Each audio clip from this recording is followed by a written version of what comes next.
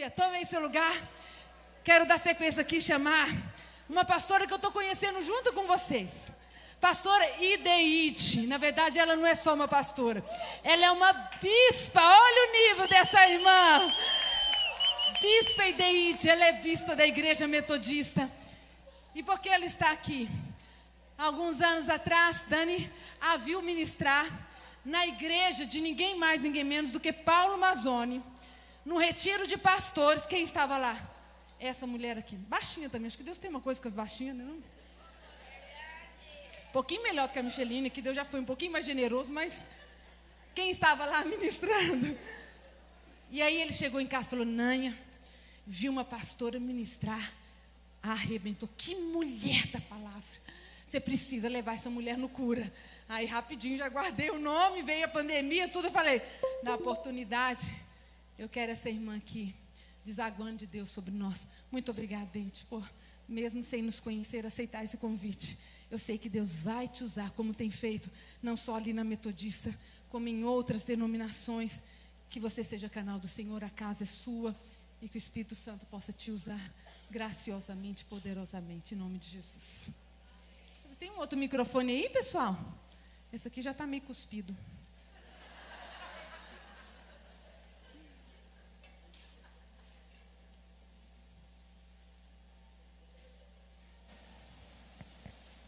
Aqui, querida. Opa. Amém. Ela trouxe o...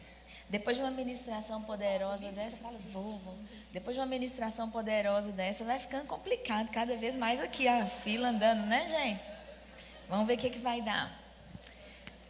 Eu quero agradecer muito mesmo a acolhida. E se é verdade que eu não conhecia pessoalmente a igreja, também é verdade, acho que mais ainda, que eu também sou uma ilustre desconhecida. Então, muito prazer em conhecer vocês. Eu sou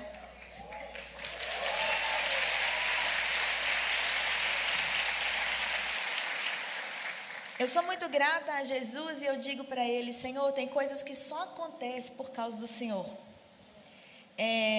A minha família morava na roça em 1950 e um pregador chamado Celcino Paradella um dia foi de bicicleta naquela roça. A bicicleta caiu no meio do caminho com ele, quebrou em duas partes. Ele jogou a bicicleta nas costas, andou e chegou à casa onde meu bisavô trabalhava. Pregou o evangelho para o meu bisavô e isso tem registrado no jornal da Igreja Metodista de 1950 e batizou a família toda. E a gente se converteu. Então, desde então, minha família vem. Eu já sou a quinta geração de metodistas. E aí decidi ir para o ministério pastoral. Um dia eu estava lá na faculdade de teologia fazendo uma pesquisa aleatória nos jornais antigos e encontrei essa história. E aí tem coisa que só acontece por causa de Jesus, porque se não fosse por causa de Jesus, o pregador não tinha ido de bicicleta, não tinha caído, eu não estaria aqui. E depois eu fui para a faculdade, estudei. A igreja me escolheu depois de 14 anos de ministério para estar agora exercendo o episcopado. E por causa de Jesus eu fui morar em Brasília, que também não iria talvez se não fosse por causa de Jesus. Por causa de Jesus eu conheci a Igreja Batista Central de Belo Horizonte. Já temos uma caminhada de amizade aí para mais de 15 anos. E a gente tem treinado pastores e pastoras também a partir do DNA. E por causa de Jesus, então eu fui convidada um dia para pregar e rolou isso tudo para eu dizer que é tudo por causa de Jesus, né? Estamos aqui hoje. Ele é o motivo e é Ele que faz esses encontros acontecerem. E Jesus me deu um presente. Ontem eu ouvi falar aqui sobre os milagres do amor, né? As coisas do amor que acontecem. E eu estava escrevendo um livro. E aí a editora atrasou comigo, eu tive que mudar de editora, já estava desistindo. Tem 5 anos que eu estou escrevendo esse livro, trabalhando nele, cada hora acontece uma coisa. E aí quando disseram que ia estar essa conferência aqui, eu disse, poxa, podia ser tão legal, porque eu realmente acredito que das muitas coisas que eu tenho escrito, que eu tenho feito, eu quero compartilhar hoje com você a mensagem desse livro. E eu gostaria de deixar ele lá, porque tem tantos outros detalhes que não vai dar para falar aqui. E aí eu liguei para a editora e eles disseram para mim, não, o livro está pronto, E aí eu disse assim, mas eu consigo levar ele lá nessa conferência que eu estou indo? Eles disseram, acho que não vai dar tempo, mas a gente vai tentar aqui, né? E eu sou uma escritora nova nessa editora, né? E eles pararam lá as máquinas para entrar com o meu livro para trazer. Então eu trouxe alguns exemplares aqui para vocês. E sobre um personagem que eu deparei com ele de repente. Ele está lá em Juízes, capítulo 11. Eu brinco com algumas pessoas que eu tenho um método meio bovino de reflexão bíblica. Eu leio uma história e fica aquele negócio na minha mente martelando. Às vezes antes de eu escrever ou antes de eu pensar, fica aquele negócio. Aí, às vezes eu acho, não, agora está pronto. Aí eu volto outra vez que nem a vaca para o outro estômago, né? E aquilo fica rodando mais um bocadinho, incomodando. E eu penso, agora vai, não vem, né? E eu me deparei com esse personagem, ele começou a me incomodar, Jefté. Começou a me incomodar. Mas que meleca de homem que resolve sacrificar a filha. Lá no capítulo 11 de Juízes, versículo 29, diz, então o Espírito do Senhor, Juízes 11, 29, o Espírito do Senhor veio sobre Jefté. Ele atravessou Gileade e Manassés, e passando por Mispa de Gileade, foi até os filhos de Amon. Jefté fez um voto ao Senhor, dizendo, se de fato entregares os filhos de Amon nas minhas mãos, quem primeiro sair da porta da minha casa, para se encontrar comigo, quando eu voltar vitorioso sobre os filhos de Amon, esse será do Senhor, e eu o oferecerei em holocausto. Se de fato entregares os filhos de Amon nas minhas mãos, quem primeiro sair da porta da minha casa para se encontrar comigo, quando eu voltar vitorioso sobre os filhos de Amon, esse será do Senhor, e eu o oferecerei em holocausto. Eu ia brincar dizendo, quem será que Jefté pensou que ia sair na porta quando ele voltasse? Será que era um escravo da casa que já estava dando muito trabalho e ele resolveu se sacrificar? Esse é um problema a menos?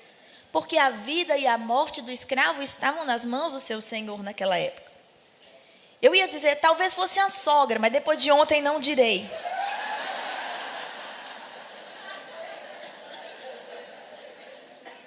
Não direi. Para não pecar contra tudo que foi ministrado. Mas eu tenho certeza que na hora que Jefté fez aquele voto, ele não pensou que ia ser a filha dele. E aí isso começou a me incomodar. Por que uma pessoa faz um pedido como esse, um voto como esse? E começou a me incomodar porque a gente sabe que o povo de Israel, desde muito cedo, combateu o sacrifício humano. Era uma coisa que acontecia nas culturas ao seu redor, mas que o povo de Israel sempre rejeitou. Inclusive, a gente tem toda uma narrativa sobre isso do sacrifício de Isaac.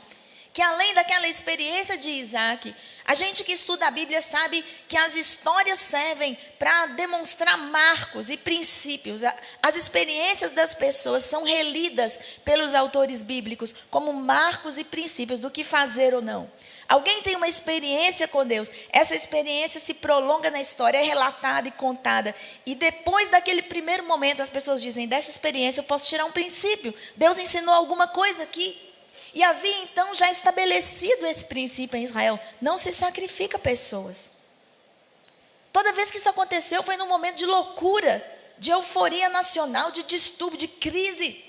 Teve uma vez na história de Israel que uma guerra parou, porque um rei estava perdendo e sacrificou o filho dele. Os soldados do campo de batalha disseram, esse é um rei contra o qual não vale a pena lutar. Olha o absurdo que ele está fazendo. E todo mundo foi embora. Largaram a guerra no meio. Porque era inaceitável sacrificar pessoas. O que deu na cabeça de Jefté? E aí, eu voltei então na primeira parte desse versículo que lemos. Então, o Espírito do Senhor veio sobre Jefté.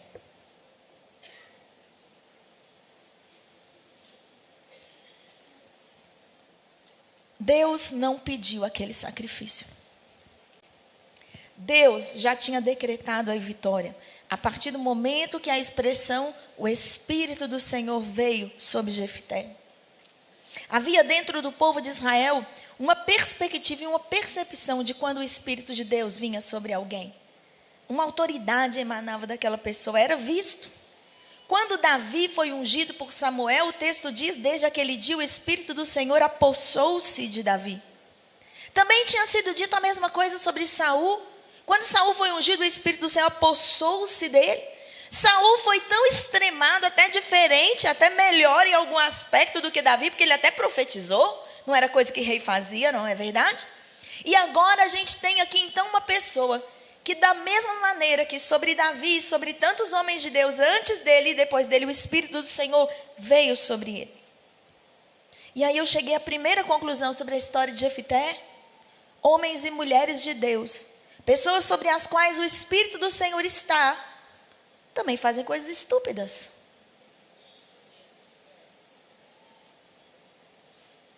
E se esse problema não está na unção, a unção é garantida, a unção é inalienável. A única pessoa que pode tirar uma unção dada foi quem deu, então Deus é o único que pode tirar a unção depois que Ele a deu. Se o problema não está na unção, onde está o problema? O problema está em Jefité. E aí, com essa curiosidade, eu disse, estudarei a vida desse moço, deve ter alguma coisa aí sobre isso. E comecei a estudar a vida dele. Quando eu escrevi esse livro, eu mandei para o Paulo Mazzoni e disse, Paulo, eu queria que você fizesse o prefácio do meu livro para mim. E aí ele perguntou, sobre o que é? Aí eu falei, sobre Jefité. Aí ele falou, não tem nada para falar. Aí eu disse, olha, é o seguinte, eu vou mandar um livro, você lê. Se você gostar, você faz o prefácio. Se você não gostar, você nem me responde. Passaram-se alguns meses, e aí eu disse, agora eu não sei se ele não gostou. O critério que eu dei não ficou claro. Eu não sei se ele gostou ou não, eu vou perguntar. Perguntar não ofende. Aliás, você tem uma frase falsa essa, né? A gente perguntar ofende muito, porque tem gente que fica super ofendida quando a gente pergunta. Mas eu resolvi arriscar. O não eu já tinha, faltava a humilhação. E aí eu falei, olha, eu vou mandar para você aí, mandei o livro e tal, assim, você leu? Aí ele disse, deu um problema aqui no arquivo. Eu falei, agora eu não sei, Senhor, se isso é um sinal, vou mandar de novo, né? E quando ele escreveu o prefácio do livro, ele é tão cara de pau que ele ainda escreveu assim, quando eu li não estava dando nada pelo livro. No meu prefácio, está aqui registrado para sempre. Mas eu disse, ele disse, não fiquei surpreso, descobri algumas coisas. Porque a história de Jefité é um capítulo, é o capítulo 11 do livro de Juízes. Depois tem uma citação sobre ele no capítulo 12. Depois ele aparece na galeria dos heróis da fé. Então eu disse, tem alguma coisa nesse moço para acontecer isso tudo com ele. Para ser um cara que sacrificou uma filha e mesmo assim está na galeria dos heróis da fé, em Hebreus 11. E aí eu quero te convidar rapidamente a ir comigo no começo do capítulo 11 de Juízes. Guarde no seu coração, o Espírito do Senhor veio sobre Jefté. Essa frase é muito importante.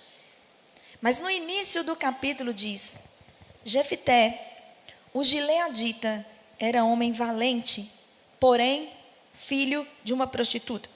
O pai dele se chamava Gileade. Gileade também teve filhos de sua esposa. Esses filhos cresceram e expulsaram Jefité, dizendo, você não herdará nada na casa do nosso pai, porque você é filho de outra mulher. Então Jefité fugiu da presença dos seus irmãos e foi morar na terra de Tobi.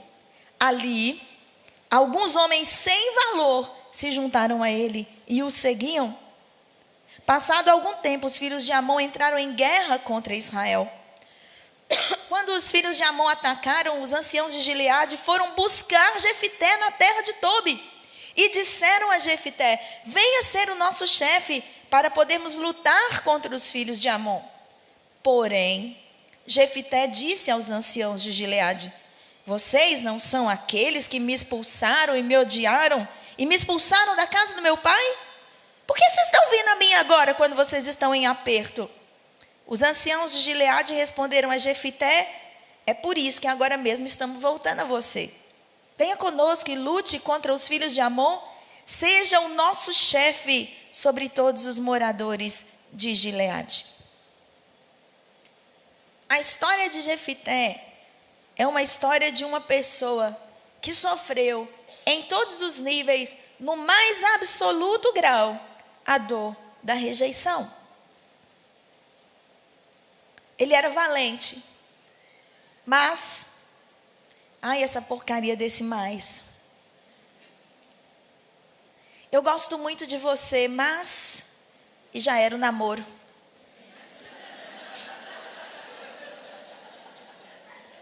Olha, o seu currículo é muito bom, mas, e a gente continua na fila do desemprego. Você é até legal, mas, e o crush cracha. O que vem depois do mas determina o que é o mais importante. Quando alguém diz alguma coisa e coloca mas, você esquece tudo que vinha antes. O que vinha antes não importa, o que importa é o que vai falar agora. Expectativas foram estabelecidas porque alguém disse mas. E aí qual é o mas de Jefité? Qual é o mais dele? Ele é filho de uma prostituta. Se a gente for levantar alguns dados sobre a questão da prostituição naquele tempo antigo e hoje também, nós vamos encontrar um grande número de pessoas em todo o mundo que são os filhos e filhas de prostituição. Em momentos graves da história da humanidade, esses filhos e filhas são pessoas segregadas e abandonadas. Quando terminou a guerra da Croácia, havia mais de 2.000 partos por dia. Muitas mulheres saíam das salas de parto sem olhar o rosto das suas crianças. Algumas eram vítimas de estupro na guerra, mas havia muitas mulheres que durante a guerra da Croácia se prostituíram para sobreviver. Porque não havia nenhuma outra condição. Uma mulher na época de Israel, para se tornar prostituta, ou ela era uma órfã, ou de família muito pobre, ou havia sido deserdada por algum momento. A prostituição era o grau último de uma total desproteção. E uma mulher, naquela cultura, quando se torna tão desprotegida, é muito difícil que ela consiga desenvolver os laços afetivos necessários. A vida emocional dela está destruída para que ela consiga ser uma boa mãe. Às vezes nós culpamos pessoas que não conseguem exercer bem a maternidade. E temos um grande ideal de maternidade na nossa cabeça. Mas se uma pessoa ela é muito destruída emocionalmente, talvez ela não possa dar o que é esperado dela. Mas quando as crianças são pequenas, elas ainda não conseguem perdoar as suas mães. E isso se torna traumas profundos que precisam de muito tempo para serem curados, da graça de Deus e do encontro com muitas pessoas que vão mudar aquela visão. Infelizmente, às vezes as pessoas ou não se dão a oportunidade ou algo lhe é tirado. Como aqui nós já ouvimos, às vezes as pessoas são carregadas para Lodebar, em muitos sentidos na sua vida. Talvez isso tenha acontecido com Jefté. Na minha pesquisa sobre a questão da prostituição, eu descobri muitas coisas que são ditas e que são vividas por essas mulheres, por redes de tráfico e coisas que desumanizam elas tanto, que elas não conseguem estabelecer esses laços. E talvez Jefté tenha sido assim. Para piorar a situação de Jefté, ele não era filho de um pai desconhecido. E esse é um outro problema que nós também no Brasil enfrentamos muito. Mais de 3 milhões de pessoas no Brasil não têm o nome do pai no seu registro. A cada ano são 21 mil pessoas que não têm o nome do pai no seu registro de nascimento. Às vezes porque não se sabe quem é o pai, às vezes porque o pai não quer assumir.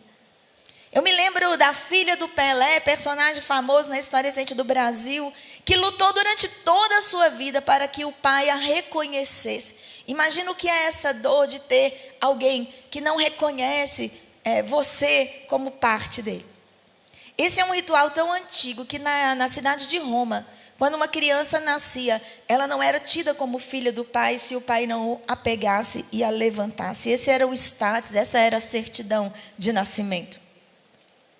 Para muita gente há uma simbologia muito grande naquela história do Rei Leão, né? do macaquinho lá que levanta a criança para que todo mundo a reconheça. Porque a partir do momento que você é reconhecido, você é inserido na família. Se você não é reconhecido, você vai ficar vagando por aí.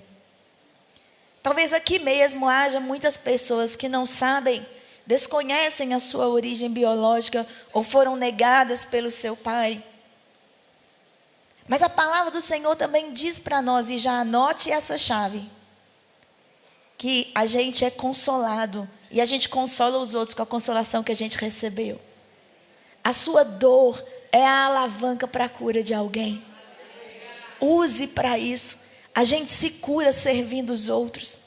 Talvez o nome na sua certidão vai ficar em branco para sempre. Isso não significa que você não possa colocar o seu nome e o seu afeto na certidão do seu filho, da sua filha. Ou que você não possa colocar o seu nome na certidão espiritual de alguém, como pai e mãe espiritual. Mas Jefité não teve essa sorte. Para piorar, ele tinha um pai. O pai dele se chamava Gileade. E o pai não o reconheceu. Talvez ele nunca andou com o pai de mãos dadas. Todo mundo sabia, aquele ali é o filho da outra, ó. Ó, aquele ali, ó. Essa é uma dor profunda e grande. Eu sei, porque eu tenho ela na minha família. O meu avô saiu de casa numa noite de Natal, quando a minha mãe tinha 5 anos de idade. Nunca mais voltou. E muita gente apontava o dedo para minha mãe. Estamos lá na década de 60, gente. Aquela ali é a filha da mulher abandonada, na desquitada. E eu estou aqui porque eu sou filha de uma mulher curada. Eu nunca tive ausência na minha vida materna, porque o que a minha mãe não recebeu, ela decidiu, eu não recebi, mas eu posso dar. E talvez a minha mãe não tivesse muitas das ferramentas psicológicas e bíblicas que eu tenho hoje. Porque a minha mãe estudou até a 5ª série. Pensa numa mulher inteligentíssima. Eu cresci numa casa rodeada de livros, com uma mãe que não pôde terminar seus estudos. Mas ela lia muito e lê até hoje. E a gente aprendeu.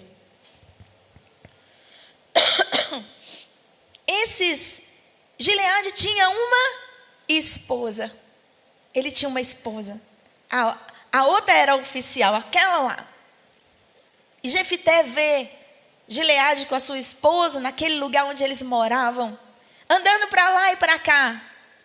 E Gileade morre em algum momento, porque se estão discutindo herança é porque o pai tinha morrido. Quando o pai morre, os filhos expulsam Jefité, dizendo: você não vai herdar na casa do nosso pai, porque você é filho de outra mulher. Então ele tinha sido criado num ambiente de prostituição. Ele tinha um pai que não o reconheceu, e agora os seus irmãos o expulsam. Imagina? Que circunstância, que situação. Ele fugiu da presença dos seus irmãos, foi morar na terra de Tobi, outro lugar de gente abandonada, rejeitada. É para lá que ele vai. E ele se junta a homens sem valor, porque quando você sente que você é sem valor, você procura os seus iguais. E nós vamos lamber nossas feridas juntos, dizer como o sistema nos maltrata, como estamos abandonados, como ninguém liga para nós. E a tendência de quando a gente encontra essas pessoas é que o ódio, a raiva, a ira sejam alimentados dentro da gente. Qual é a conclusão disso? Jefité era valente. A palavra valente que aparece aí no hebraico é uma palavra que tanto pode significar um soldado, um militar, quanto também pode significar alguém contratado. E muitos exércitos eram contratados. Para usar uma palavra moderna, talvez Jefité fosse um mercenário. Um mercenário é alguém que é alugado para lutar guerras de outras pessoas. Não é alguém automotivado, é alguém que se presta a um serviço. E agora ele emprega a sua força para lutar guerras de outras pessoas, porque ele não encontrou um propósito nele ainda. Ele empresta a sua força a outras pessoas. E ele é um valente porque ele briga, porque ele bate, porque foi isso que ele ouviu a vida toda. E a gente começa a imaginar Jefité como criança, andando pela rua. E alguém diz: ou seu filho dá. E ele fica nervoso e soca alguém. E alguém diz: seu pai não liga para você. E ele fica bravo outra vez e soca o outro. Ele teve ímpetos, com certeza, de matar os seus irmãos. Talvez tenha imaginado na cabeça dele como é que ele ia fazer a próxima coisa. E todo mundo que ele encontrava, e com todo mundo com quem ele se relacionava, só fazia a raiva aumentar no coração dele. E ele era cheio de ódio, por isso que ele era valente. E às vezes, quando a gente está assim, tão obstinado na nossa raiva, a gente não percebe que Deus está usando graça com a gente, sem a gente se tocar. Sabe por quê? Uma mulher doida apaixonou por Jefité. Casou com ele, porque ele tem uma filha. Casou com ele, formou um lar com ele, porque ele diz: quando alguém sair da porta da minha casa. Ele era um desterrado, mas ele tinha uma casa. Ele era um rejeitado, mas ele tinha uma esposa. Houve amor entre ele e essa esposa, porque eles tiveram uma filha. E Jefité amava essa filha, porque ele fica desolado quando ele vê ela saindo da porta. E essa filha o amava, porque durante os dias da batalha, ela ficava na janela olhando: é hoje que papai vem? É hoje que ele está voltando? Gente, faz o tamborim. Gente, faz uma roupa nova, porque quando meu pai surgir no morro, sou eu que vou sair na porta. Pai, você ganhou!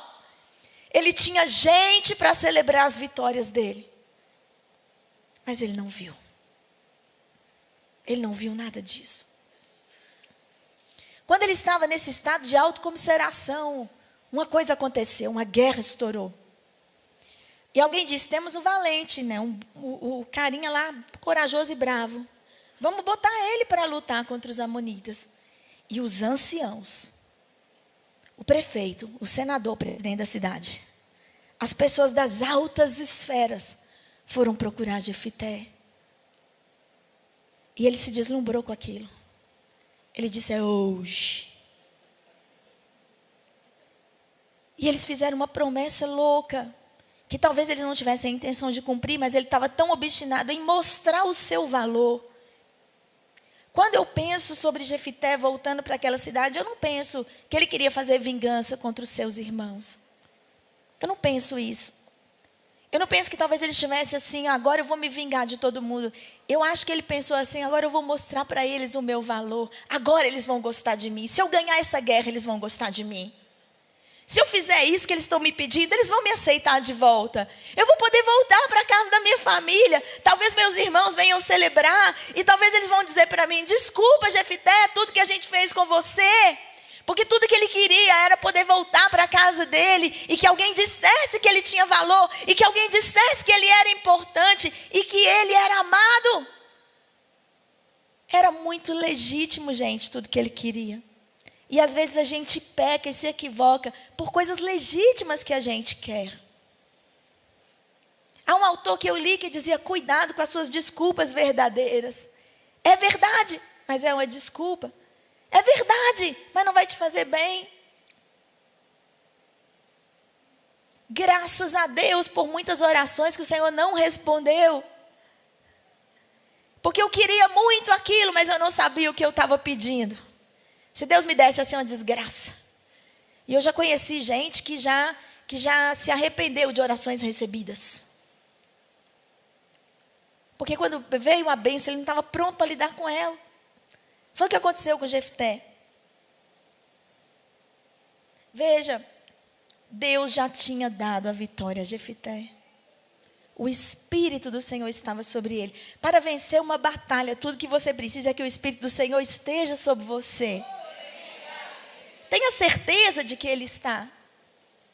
Mas tome cuidado, porque nos momentos de decisão, de angústia, às vezes acontecem coisas inesperadas. O passado, ele não tratado, ele emerge. Não é nem que você quer, o trem brota. Vimos aqui ontem falar sobre as amígdalas e sobre os traumas. É verdade. Às vezes sem a gente compreender. Eu quero compartilhar com você rapidamente uma experiência.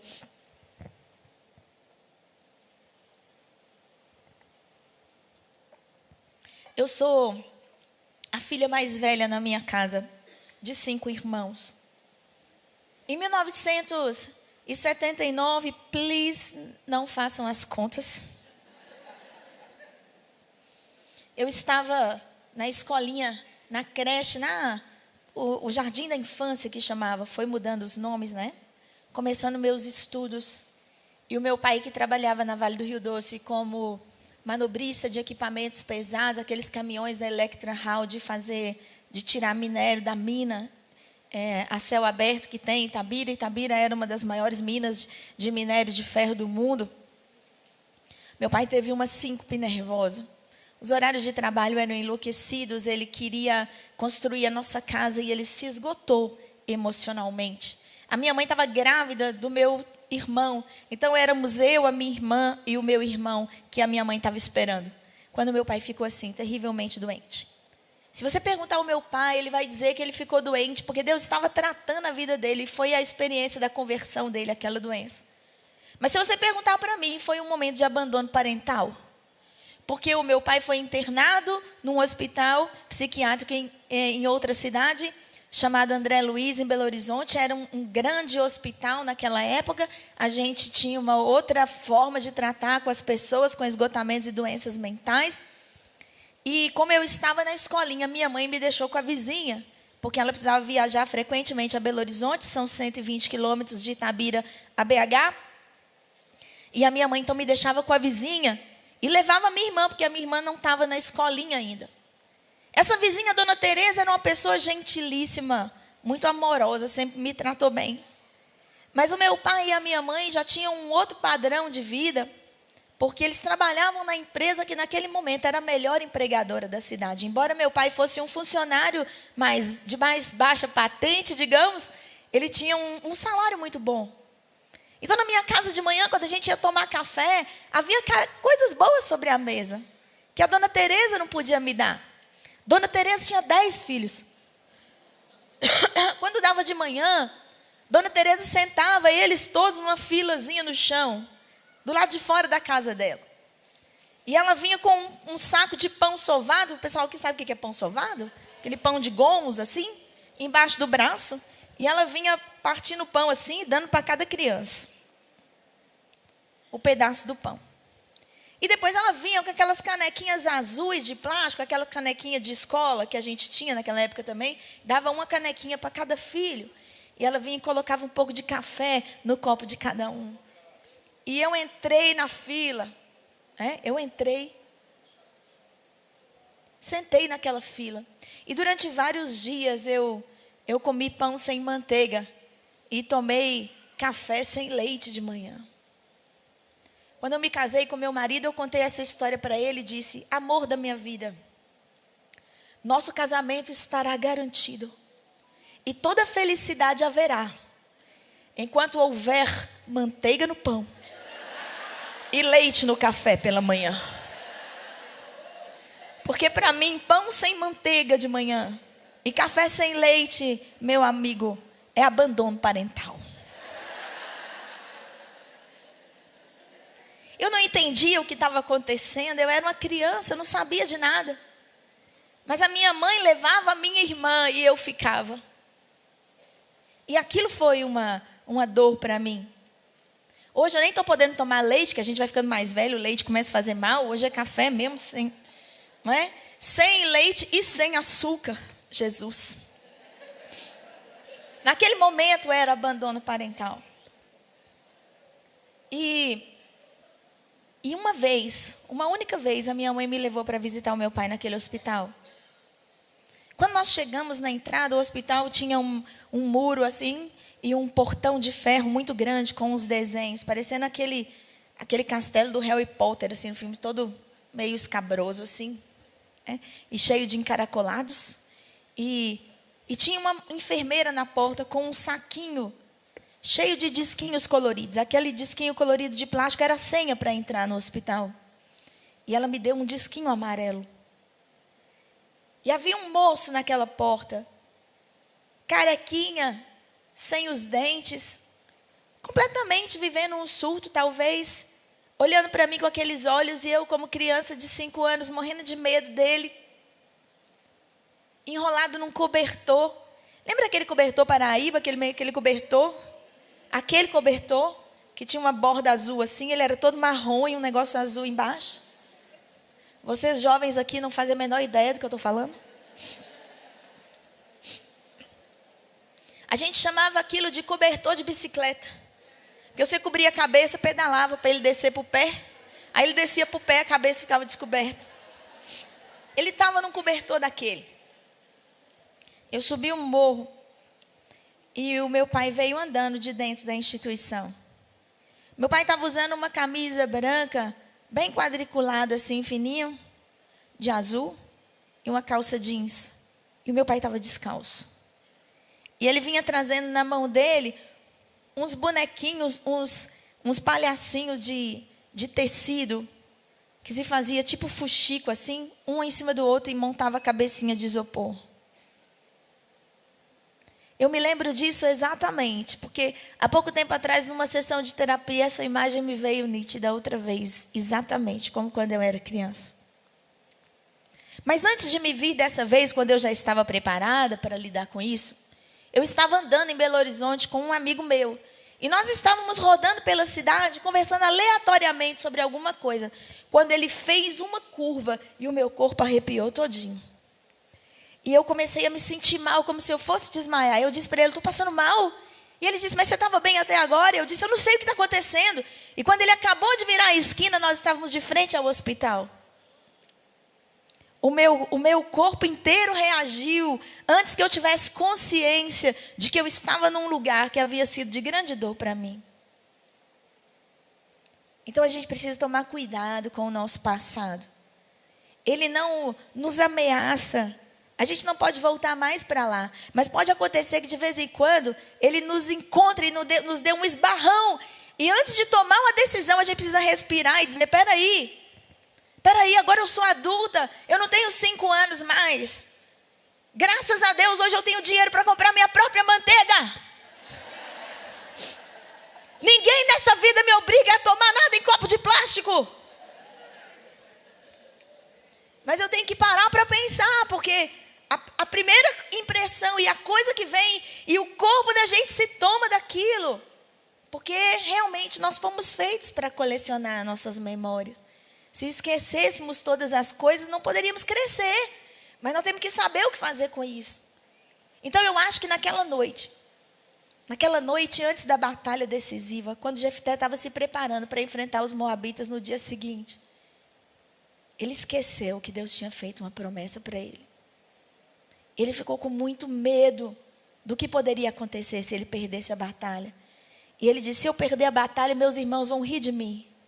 Se eu perder a batalha, os anciãos vão me humilhar.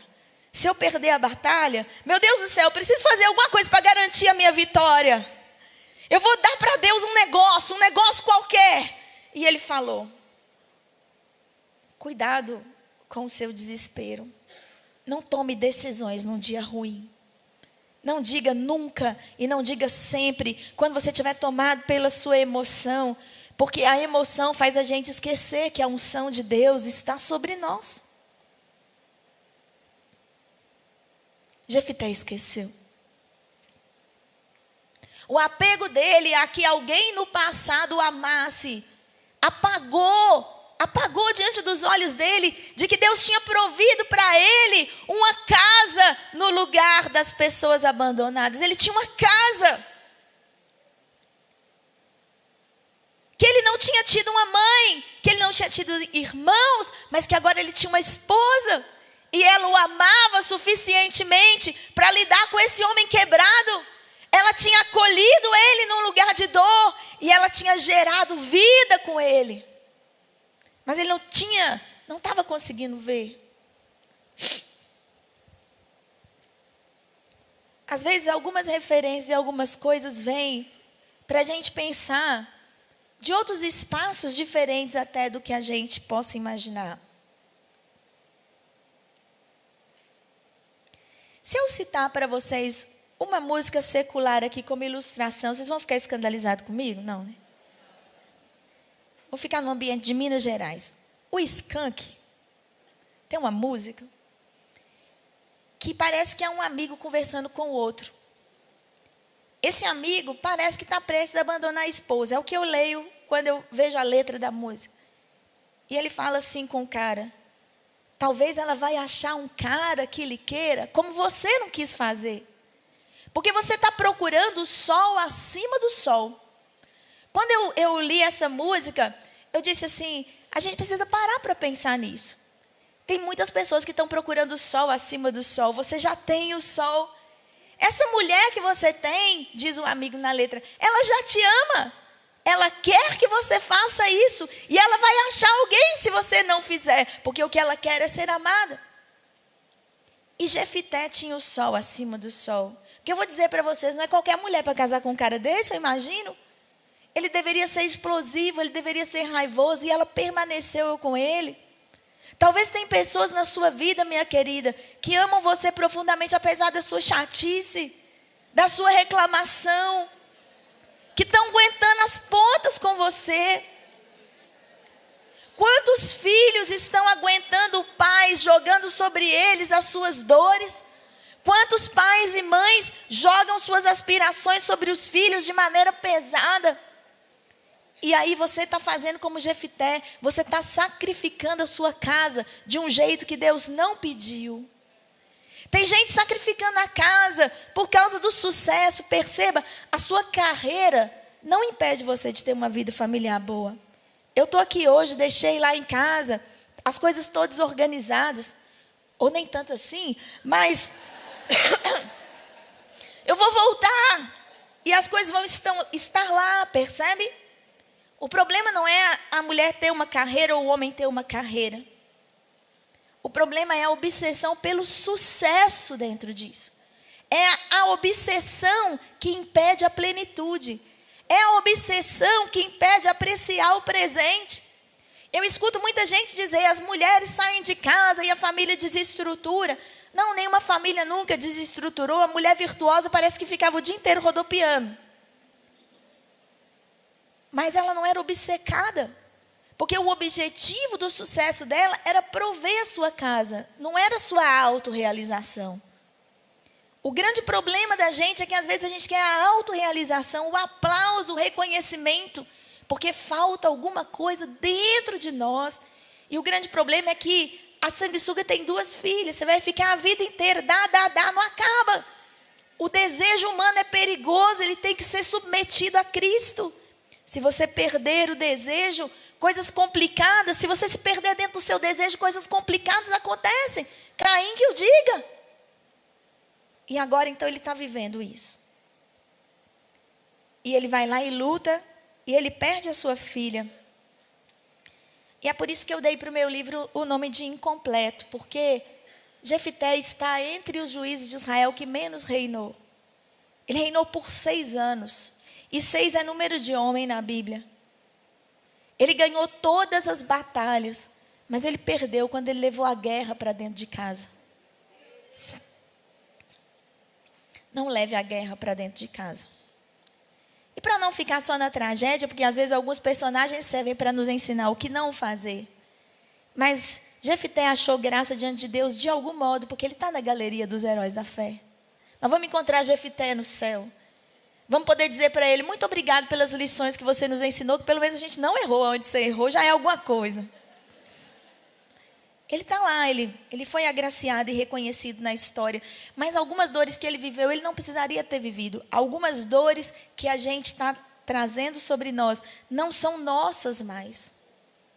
Elas já estão no nosso passado. Por que a gente insiste em carregar?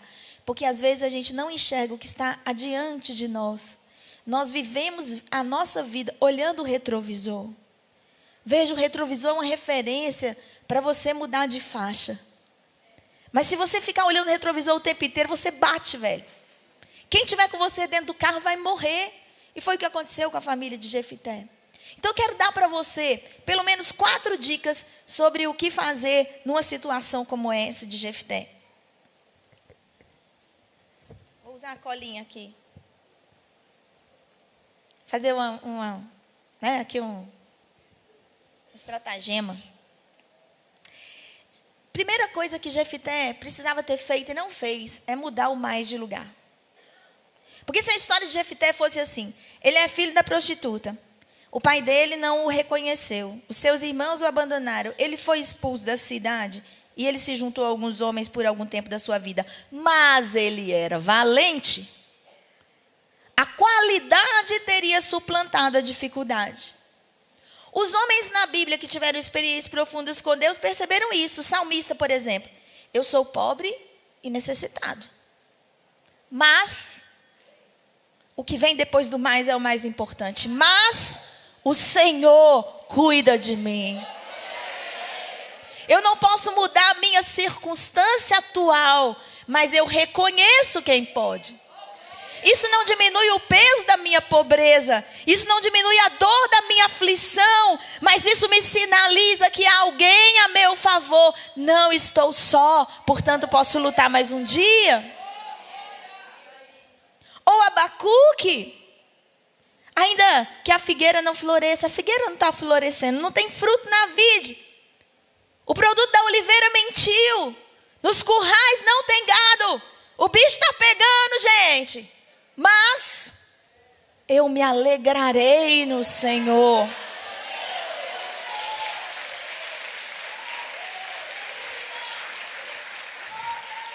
Se eu não posso viver essa circunstância, se ela é difícil para mim, eu posso me apoiar no fato de que existe alguém a meu favor. O Senhor sempre está a nosso favor. Ele não está contra nós.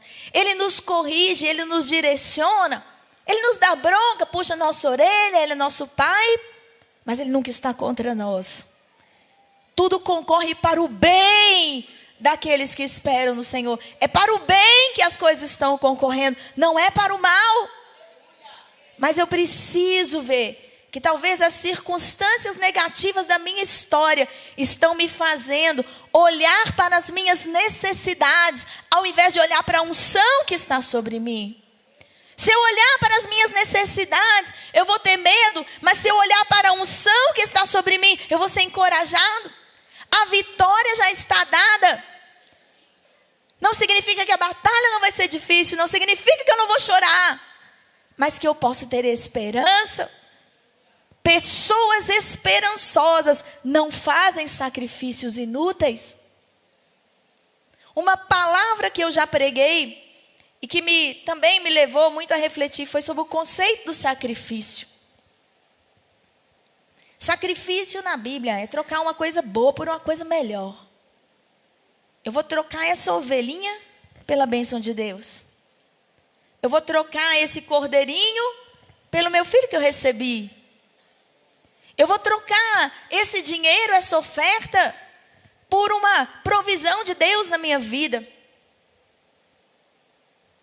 Quando eu penso na vida secular, eu vou trocar essas horas com os amigos por passar no vestibular? Eu vou trocar esse momento que é bom para mim, que é legal, mas porque eu estou aspirando uma coisa melhor? E o sacrifício também é algo sempre temporário. Eu posso ficar a vida inteira sacrificando. Mas se eu não souber o que eu estou trocando, e perceba o que eu estou falando aqui, eu não estou falando de negociação com Deus, não é isso que eu estou dizendo. Mas eu estou dizendo percepção de valor. Eu pego essa coisa que é boa para mim e que eu vou entregar agora, mas a perspectiva é que lá na frente algo melhor me aconteça. Entende? Se eu não troco uma coisa boa por uma outra coisa melhor, eu não estou fazendo sacrifício, eu estou fazendo um mau negócio. Porque eu tinha uma coisa boa e agora eu tenho uma coisa pior. Quem sacrifica e fica com uma coisa pior não sacrificou, enganou-se. Quem sacrifica e recebe uma coisa pior foi porque perdeu de vista a dimensão do sacrifício. Porque na Bíblia a palavra sacrifício significa aproximar a presença de Deus. Então eu entrego isso aqui e quando eu aproximo a presença de Deus, as outras coisas me sucedem. Eu não estou trocando a ovelhinha pelo meu filho, não. Eu estou trocando a ovelhinha pela aproximação da presença de Deus. Esse é o sacrifício. Muita gente olha o resultado do sacrifício, ele pode nem vir. Mas se a presença de Deus foi aproximada, eu recebi um negócio muito melhor. Porque talvez aquilo que eu estou entregando era o que estava me distraindo da presença de Deus. Sabe qual é o grande sacrifício que o Senhor está pedindo de você? Troque aquilo que está me distraindo da sua presença, embora seja bom, pela minha presença ela mesma. E aquilo que for a sua real necessidade será atendido. Porque quando Jefité se sentou no trono para reinar como juiz, não havia mais a festa da sua filha, nem a alegria dela. Talvez o casamento dele tenha sido abalado para sempre. E eu não culparia a esposa dele por isso, porque é muito difícil. Troque-o mais de lugar. A segunda coisa que eu quero dizer para você que Jefité me ensina é: escolha melhores companhias. Quando a vida for muito ruim para você, não se junte a homens levianos que também estão passando pelas mesmas circunstâncias, porque eles não têm nada de bom para dar a você. Quando você estiver passando por uma grande dificuldade, procure pessoas que já venceram dificuldades. Elas têm coisas para te ensinar. Gente que fica no mesmo lugar não tem nada para te ensinar. Não se junte aos iguais na sua dor. Procure estar por perto de gente que já passou por aquela fase. É por isso que a palavra do Senhor diz lá no Salmo 1, não se assente na roda dos escarnecedores. Não ande no caminho dos pecadores. Não fique naquele lugar que vai te deixar no mesmo lugar ou até pior. A terceira coisa que eu aprendo com Jefité é: não tome decisões no lugar da dor. Porque tudo que aconteceu com ele era muito verdadeiro, entende? Em nenhum momento a gente pode desmerecer que a vida dele era muito difícil. E que as situações o levaram àquele momento impossível. Mas nenhum momento no texto bíblico diz que ele tinha um amigo com quem compartilhar ou com quem esvaziar. Não guarde a sua dor dentro de você. Procure alguém que possa ajudar você. Você mesmo é um péssimo conselheiro. O espelho é um lugar narcísico. É um lugar que a gente olha, conhece a história do Narciso? Ele chega na beirada da lagoa, ele é tão bonito, fica olhando para ele a ponto de cair afogado. E ele morre. O mito do Narciso é o cuidado com você mesmo, com o seu próprio reflexo. Por isso que a palavra do Senhor diz que a gente é a imagem de Deus. A gente tem que olhar para a gente mesmo até ver Deus. E não olhar para Deus até ver a gente mesmo, não. A gente é a imagem dele. Se a gente não está refletindo, o problema é o espelho. Troca de espelho, está olhando no lugar errado.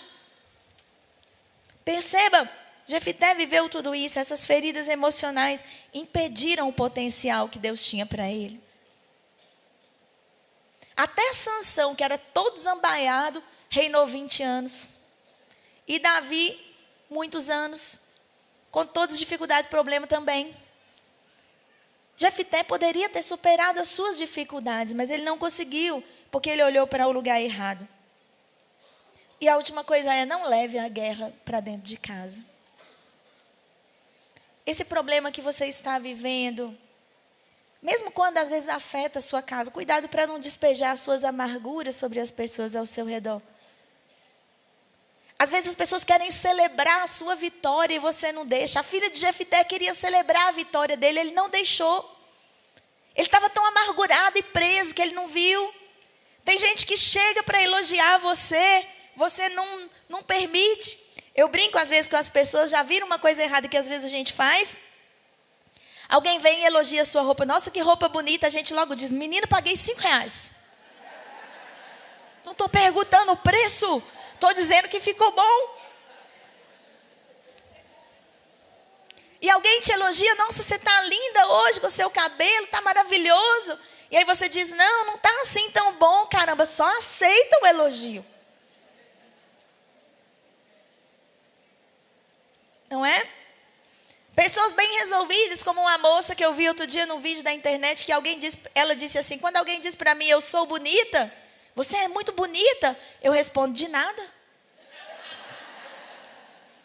Uai, como assim? Ué, eu estou proporcionando um bom momento para você. Você olhou para mim e teve um momento de alegria. De nada.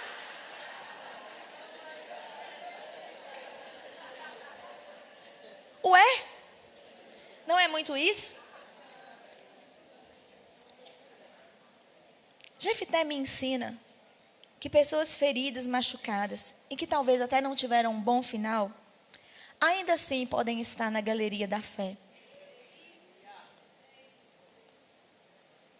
Mas Deus deseja muito que a gente tenha um bom final. E Deus deseja que a gente esteja inteiro para pegar o nosso troféu. Ele não deseja que a gente esteja incompleto. Deus deseja que você feche os ciclos da sua vida, e não que você abandone as coisas no meio do caminho. Deus deseja que você consiga atravessar o momento mais difícil da sua vida, mas que você também seja leve nos momentos bons. Temos que aprender de fato a fazer festa quando algo bom nos acontece. Mas a ansiedade às vezes já nos preocupa. Isso bom aconteceu agora, vai vir uma tragédia, vai vir uma tragédia, vai vir uma tragédia. E a gente perde o momento. E eu quero deixar para você algumas últimas palavras antes de ter um instantinho também para orar pela sua vida, se você me permitir. E aí eu quero ler mesmo. Acho que não conseguirei fazer do mesmo jeito que eu quis deixar aqui. Não é fácil a gente olhar para um sujeito que viveu há tantos anos no passado e que tem tanta coisa em comum com a gente. Cada vez que eu estudo a vida de Jefité e vejo aqueles poucos versículos, tanta coisa eu me surpreendo. Confesso que eu fico triste com o final da história dele. Eu gostaria que ela tivesse as reviravoltas de um José. Sonhava que ele terminasse com a calmaria de um Jacó velho e farto de dias. Desejava muito que o fim dele fosse honroso como o de Davi, com um funeral bem chique e muitos amigos para sinalizar uma vida rica de aventuras e experiências com Deus. Eu sinto tudo isso sobre Jefité porque é o que eu desejo para mim. Que o final da minha história seja bom, seja melhor que o meu começo. Quando a gente consegue amadurecer e abrir mão de certas coisas que antes pareciam importantes para voltar a essa essência, é algo essencial para nós. Queremos que a nossa vida tenha gosto, tenha doçura e deixe um gostinho também de quero mais. E eu quero lhe dizer que com Jesus isso é uma possibilidade real. Não vai ser fácil nem simples, custará dores enormes. O Espírito Santo fará confrontações difíceis, memórias profundas podem emergir, raivas e amarguras terão de ser deixadas de lado. Injustiças radicais terão de ser perdoadas, mas sim, isso é possível. É possível porque eu vejo isso na própria genealogia de Jesus. As mulheres que ali aparecem, por exemplo, uma sofreu xenofobia porque os moabitas, como a gente já viu, não eram exatamente vistos como os caras legais. A outra era uma prostituta. Teve uma que engravidou do próprio sogro depois de armar uma situação para poder ter direito à herança. E a última era uma adolescente que caiu de paraquedas na maior aventura de todos os tempos. Mas que não era difícil, talvez, que tivesse sido tratada como uma prostituta também, porque estava para casar e apareceu grávida sem ninguém entender. Mas essas 4 mulheres estão ali para mostrar que Deus acolhe nossas histórias e as entrelaça com a história dele. Ele nos coloca na genealogia de Jesus, nosso irmão mais velho. E naquele dia, diante do seu trono, pessoas de todas as línguas, tribos, povos e nações estarão de pé diante dele. Usarão as mesmas roupas brancas, terão as mesmas palmas nas suas mãos, estarão em pé diante do mesmo Cordeiro. Mas cada uma delas trará a marca da sua própria história, seja qual for, na qual Cristo também deixou sua impressão transformadora. Nossas histórias podem ter um final diferente. Eu creio.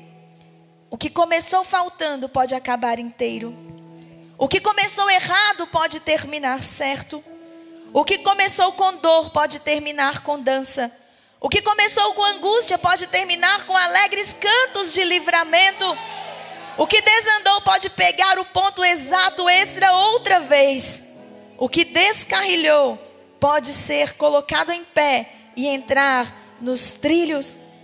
Tomai sobre mim o meu jugo e sede discípulos meus, porque eu sou manso e humilde de coração, e encontrareis descanso para as vossas almas. Sim, o meu jugo é fácil de carregar e o meu fardo é leve. Há um lugar para onde voltar. E nesse dia, o meu único desejo é que cada pessoa encontre a quem ame. E todos cantem o canto da vitória. Todos celebrem a festa da alegria. Todos sentem ao redor da mesa. Para nunca mais ir embora. Para nunca mais desapegar. Para nunca mais sentir falta de nada. Para reinar para sempre com o nosso irmão mais velho que nos acolhe. Com o nosso Pai que nos recebe. O único sacrifício que era preciso fazer já foi feito. Não sacrifique a sua casa, não sacrifique a sua vida, não sacrifique o seu coração. O supremo sacrifício foi feito. Agora a gente precisa viver.